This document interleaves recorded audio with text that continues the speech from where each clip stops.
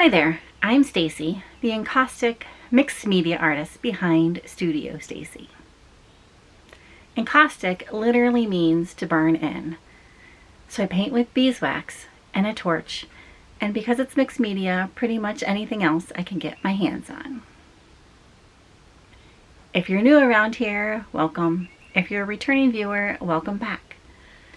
Consider subscribing and joining this artsy community.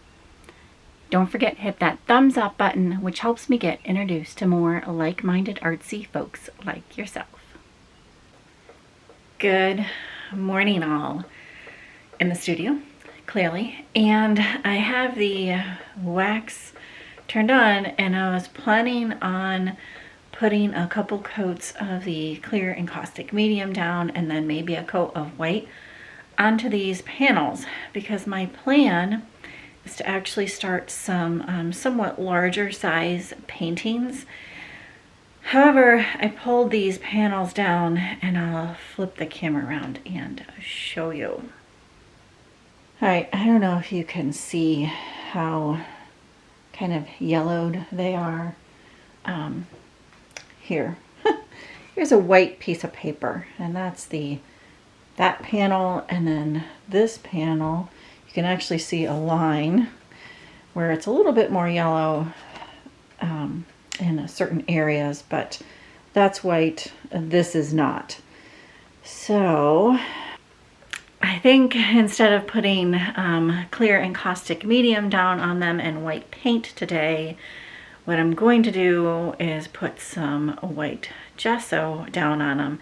These must have been left over. In fact, I'm sure they're left over from some previous gesso that I no longer use, and this is why R&F gesso is my favorite encaustic gesso to use, because it doesn't yellow. And I don't know if this would actually harm anything, but I don't know. I'm just nervous to put a whole painting over top of it and then have something go wrong with it. Again, I don't know if I really need to do this, but I'm going to, just to be on the safe side. So yeah, I think I might turn the wax back off. Actually, what I could do, I'm thinking this through and talking to y'all, the encaustic medium is rather low in the griddle here. So I think what I'll do is I'll pull out, I have one more block of encaustic medium made up. So maybe what I'll do is I'll stick that in there and let that block melt down while I'm putting the white R&F gesso over top of these. And I didn't realize they were yellow because they were sitting up there in the loft area. I thought they were ready to go, but clearly they're not. So anyways, kind of a slightly different plan today, and probably I'm not going to get any of the wax medium on here because I'm going to let the gesso fully cure overnight, and this week is a crazy week, so I don't know if I'll get back out here this week or not, but it won't matter to you all because yeah, you won't have to wait several days to see this. So at any rate, I'm going to stop babbling and get some encaustic gesso put down on these.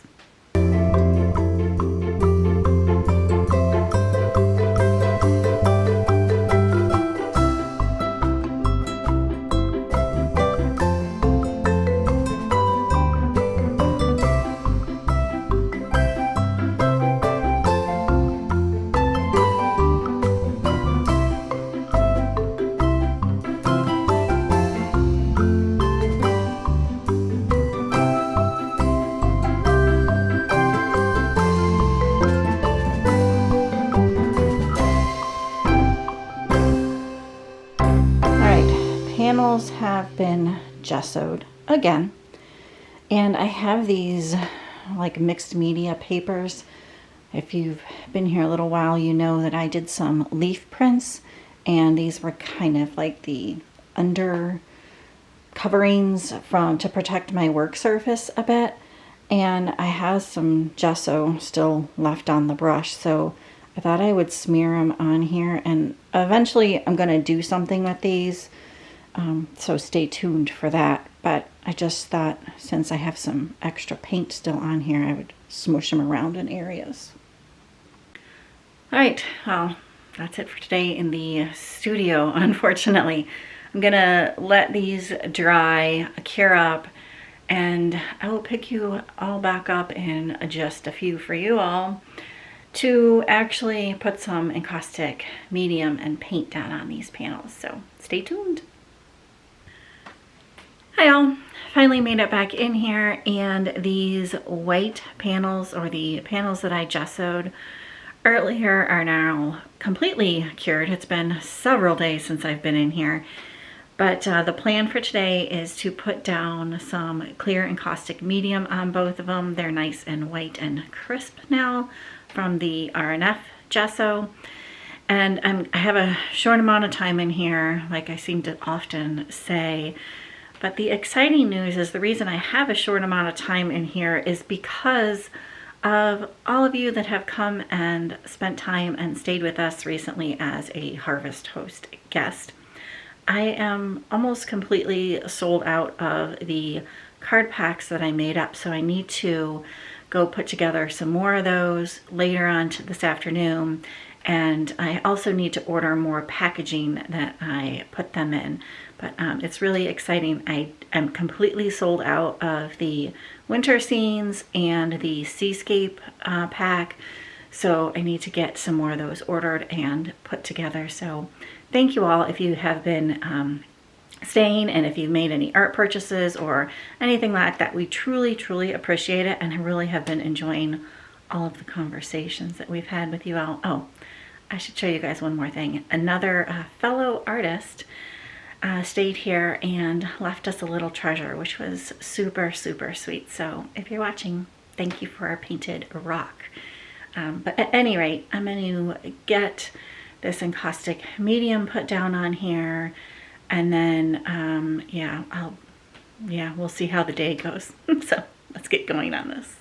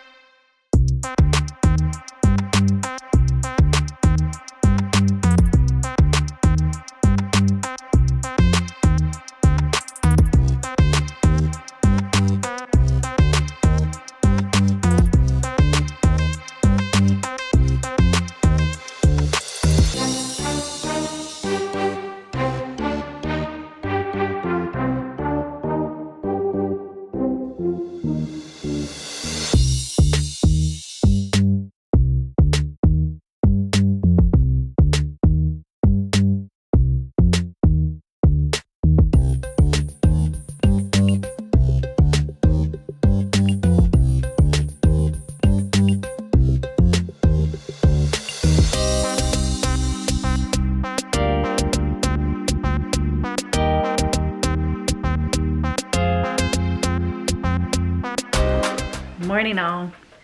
If you hear that clicking in the background, I have the wax turned on, and today's plan is to keep going on these backgrounds for these panels. I'm feeling a slight bit under the weather, so I'm hoping my voice holds up here. Got a bit of a cold or sinuses or something going on, but at any rate, I'm hoping my voice holds up because I want to explain what I'm doing here with, and I think I'm just going to focus on one panel today, see how far I get with that and go from there. But let me flip the camera around and show you what I'm doing. All right, so I'm going to focus on the tulip poplar. And a while back, you saw me pick out some background colors, and I did this bark sketch with these colors. And so I'm going to use these background colors today on this panel to at least get most of the background for the tulip poplar tree done. I hopefully today. And I should mention that this panel rather, that I'm going to be working on has, I believe, about 6 layers of encaustic medium, and there's the RNF gesso underneath that, which you saw me apply. But I wanted to make sure to mention that because it does not have any encaustic white paint on it yet.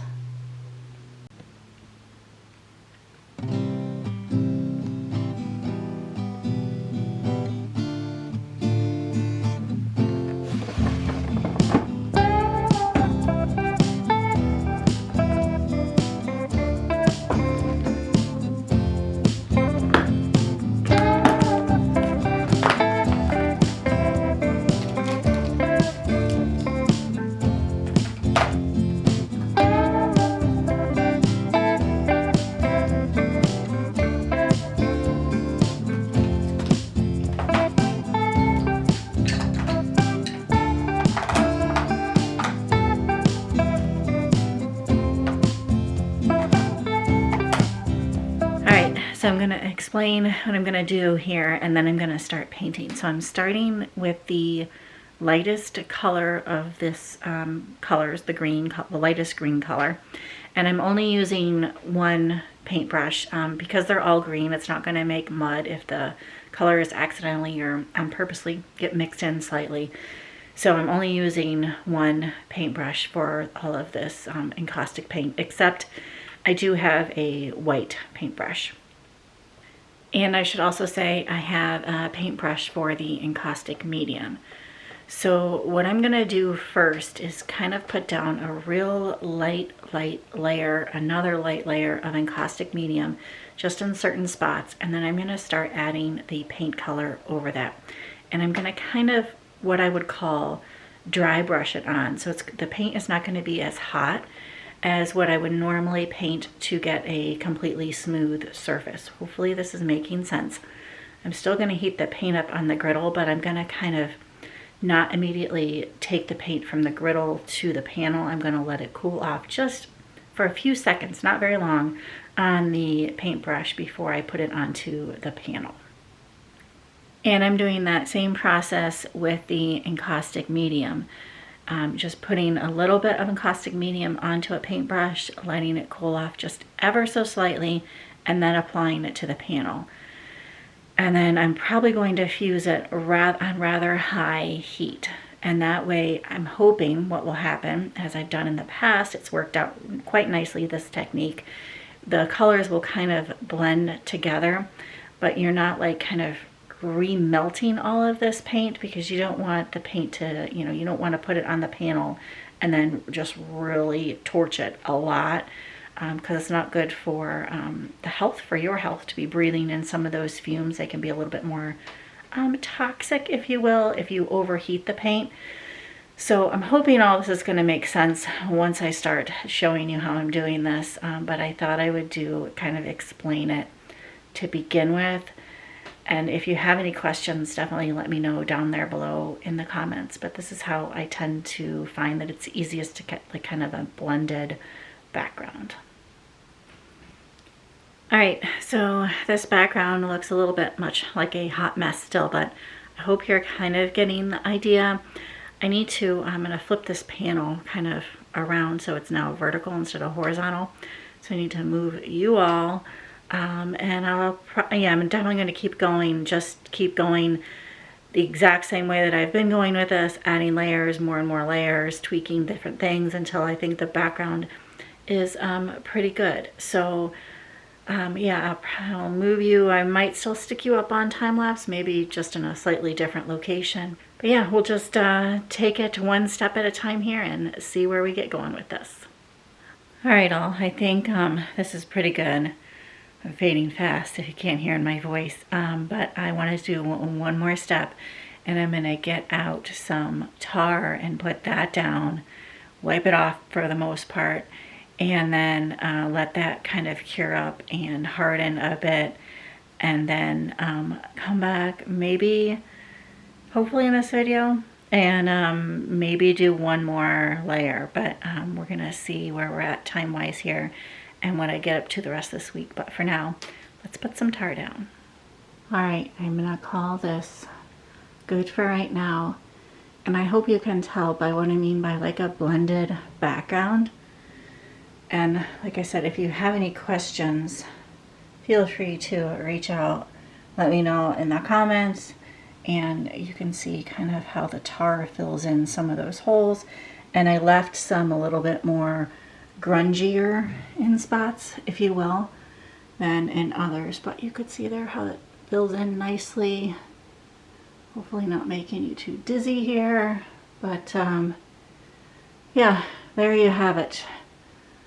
Background is kind of done. Like I said, I have a few more things that I want to add to it, so I'll see if I pick you up later this week for that. Stay tuned.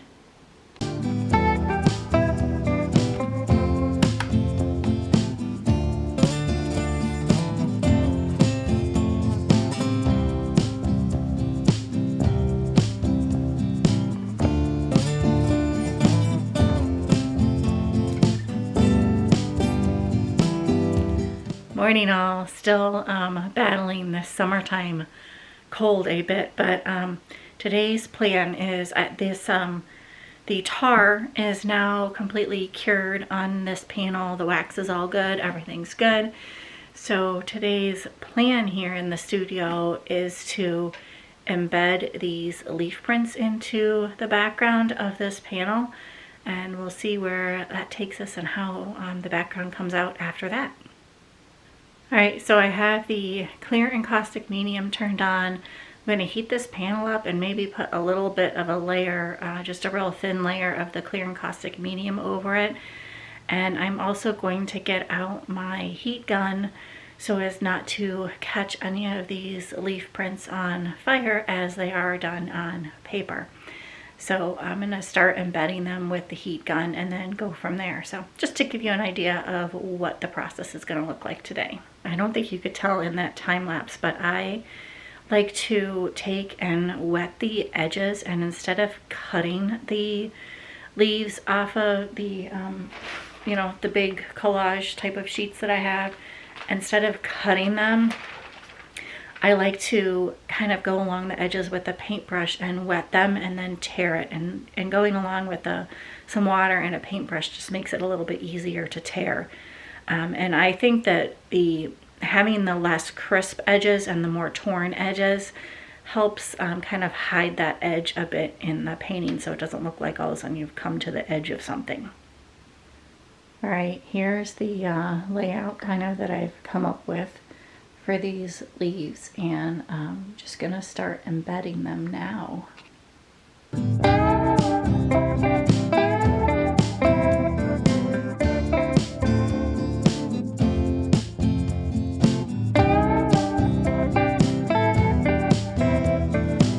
Alright all, I have finally actually done something with those leaf prints that I've been experimenting with for what feels like months now. What probably is months now, but anyways, I keep looking down because it's sitting down there. I think I'm calling this background done for now. I have like one other step I want to do to it, but I don't have the supplies here to do that, so stay tuned for the next studio video, and I'm hoping to get this painting done in the next studio video as well, get the tree put on and all of the finishing touches, so stay tuned for that. But I really do like how this came out, and I don't think you can see where the lines are in the leaves at all, where I kind of tore those leaf prints out. They're embedded in there really nicely into this painting, or background rather. Alright, so I'm going to let you go here. Don't forget, give the video a thumbs up if you liked it. If you have any questions or just want to say hi, let me know down there below in the comment section. Thank you so very, very, very much for coming along. I really do hope you enjoyed the video. We'll see you on the next one. Bye for now.